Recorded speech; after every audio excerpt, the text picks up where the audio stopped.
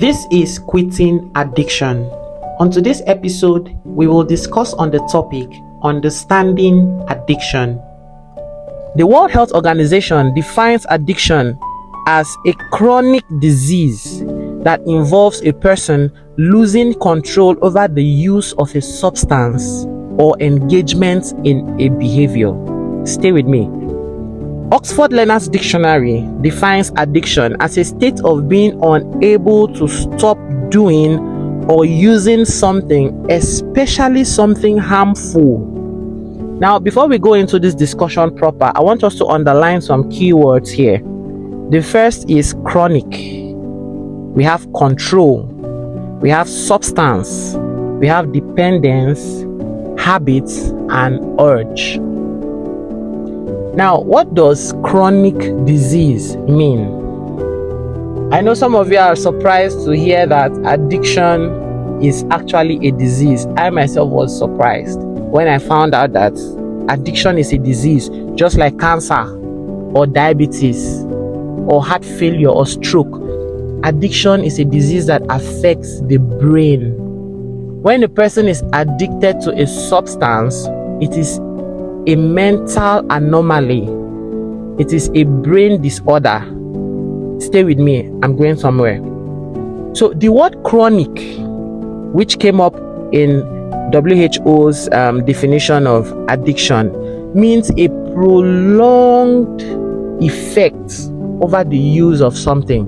What that means is, for a person to get addicted to a thing, it doesn't happen in one day. That's the first thing you need to understand about addiction. You know, we're talking about understanding addiction, is that you do not get addicted to a substance in one day. The first use, the second use, or the third use will not necessarily get you addicted to that substance. But it is the prolonged use or dependence on that substance over a long period of time that gets you addicted. And remember, we talked about the effect of this on the brain, meaning addiction is a rewire. That is not how you were born. That's not how you should behave normally. But you find yourself returning to this substance on a daily basis. Maybe the first day you took it, it felt good. You didn't need it the next day or even for that week. And suddenly you felt like, wow, man, that day I took this thing, I felt good. Let me try it again. And you took it again and you felt better. And you took it the next day and you took it the day after. And before you realize, you cannot go a day without taking that substance. At that point, it is safe to say such a person is addicted to that substance. So the opposite of chronic is acute. If you're not in the medical field, this might sound strange to you, so I'll try to break it down as much as possible so I can carry everybody along. When a disease is said to be acute, that means you suddenly fell sick. You just suddenly fell sick and there was no prior, indication that you were going to break down in health. Sometimes you see somebody is moving around, all of a sudden the person just collapses and they say, oh, stroke. There was no sign to show that this person was going to fall sick. That is when you say this is an acute disease. But when something is chronic, it is a build-up over time. It is imperceptible, gradually, until you just discover that you are hooked on that substance and you cannot function without it. That is an addiction. The next word we'll see here is control. Because if you remember the definition from the World Health Organization, it said addiction is a chronic disease that involves a person losing control. What is control? Your ability to handle a particular thing. You can feel like using that thing, but you decide I will not use it, and there is no consequence to that. That means you have control over that thing. You are not addicted to it. But one of the key pointers that shows that a person is becoming addicted to a substance is that he loses control. You suddenly have an inability to control yourself when that particular thing is involved. Now, let us pick a substance, for instance, so that we can bring this back home. Let's take cigarettes, for instance. The first day, a person might decide to take cigarettes, or the popular way people call it cigar.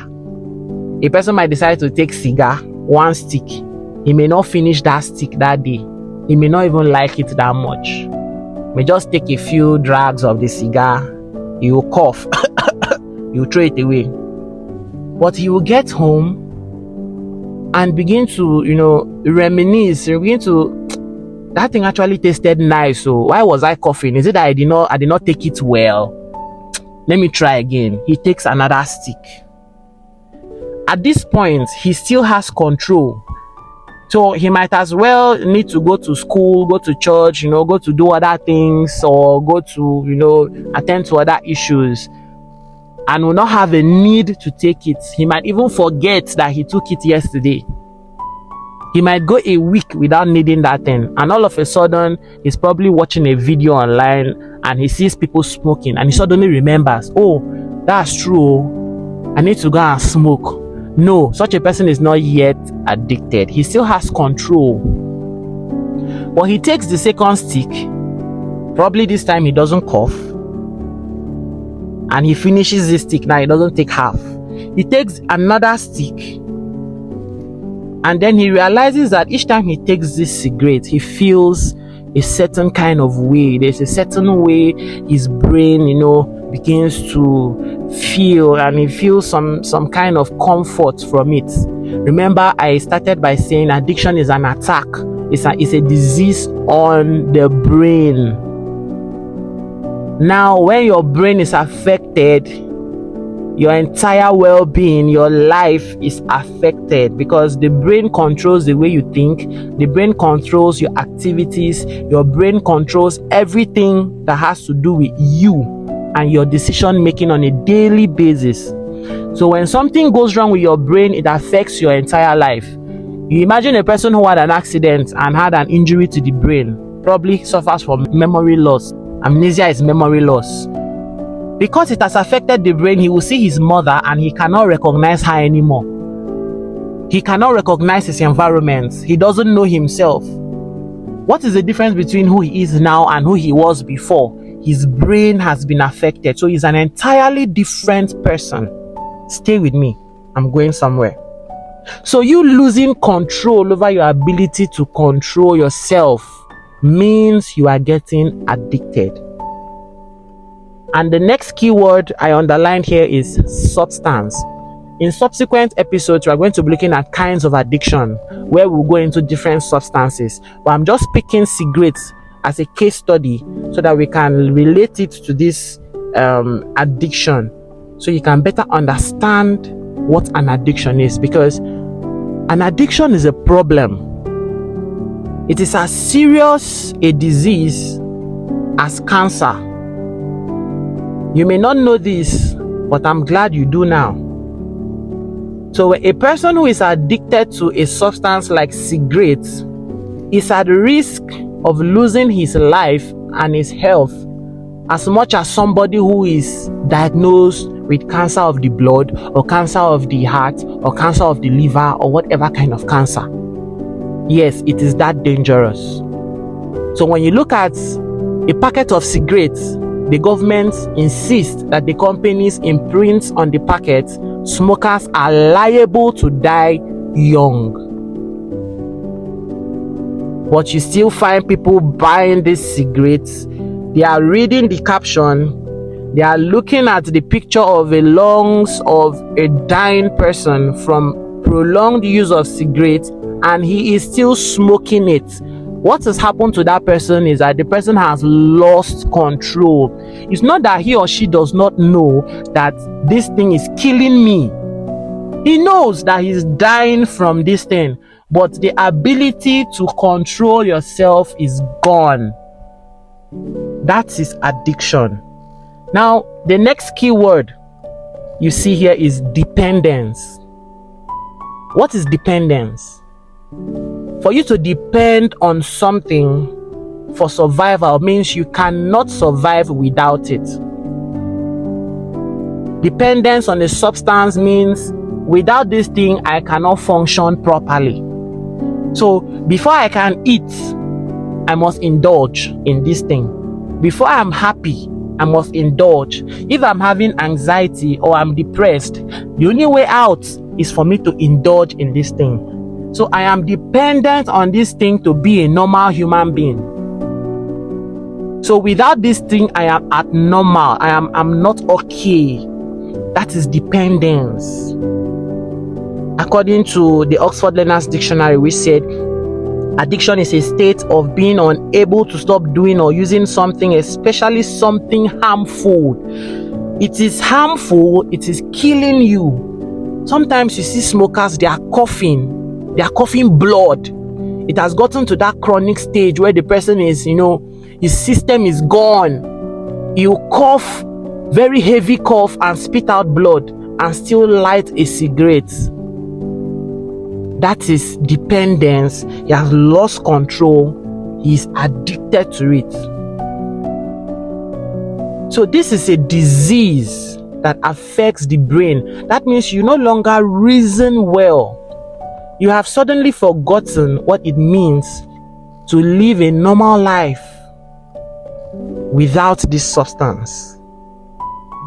Moving on. The next key word we underline from this is habit. What is a habit? A habit is something you form over time, for weeks, for months, for years. It becomes a habit. And even unconsciously, without you knowing, you're doing that thing because your body has accustomed to that thing. You will just be feeling something is wrong. I'm not okay. Why am I fidgeting? Why am I sweating? Why am I not? Oh, okay, I have not taken this thing. That's why. And immediately you rush to take it. It becomes a bad habit. Yeah, we have good habits. We have people who have formed good habits. For instance, waking up in the morning, to do exercise. Every day you exercise. Every morning you exercise. Maybe you do 10 press-up. It becomes a habit. To the point that when you wake up in the morning and you just suddenly have your bath and you're going out, you feel something is off. Like you don't feel okay and you suddenly realize, oh, I've not done my early morning yoga or exercise today. What that means is you have a habit of exercising every morning. That even when you forget to do so, your body reminds you. It's a habit.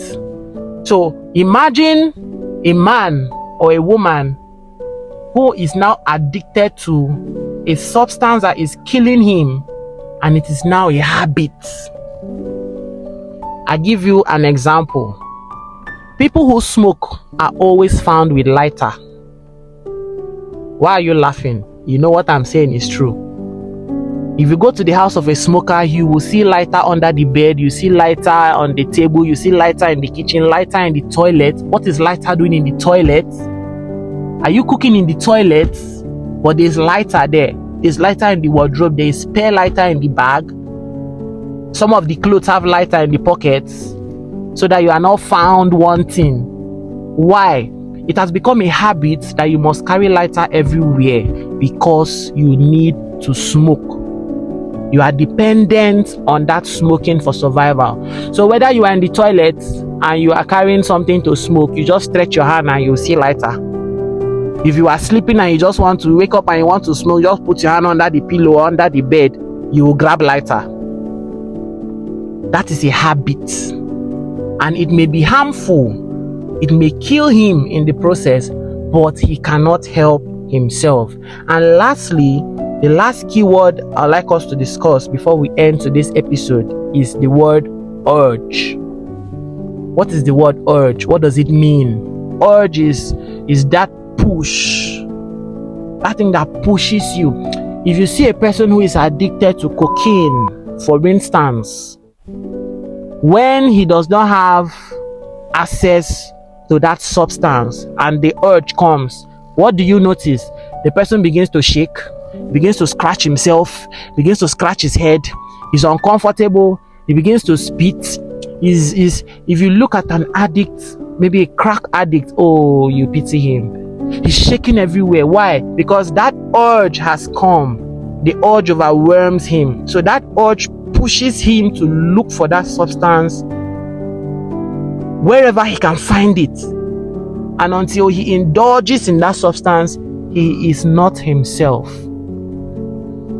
So I hope with these little points of mine, I've been able to explain addiction to you. In the next episode, we are going to be discussing kinds of addictions. If you have listened up to this point, you're a good listener, and I must commend you. If you have any experience you would like to share concerning any of the issues we have raised today, kindly do so in the comment section. You can send me a DM if you need to speak to someone, and we'll reach out to you. Like this video, share it among your friends because someone needs to hear this.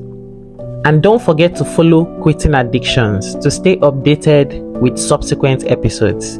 I remain your presenter, BEN. Have a wonderful day. Goodbye.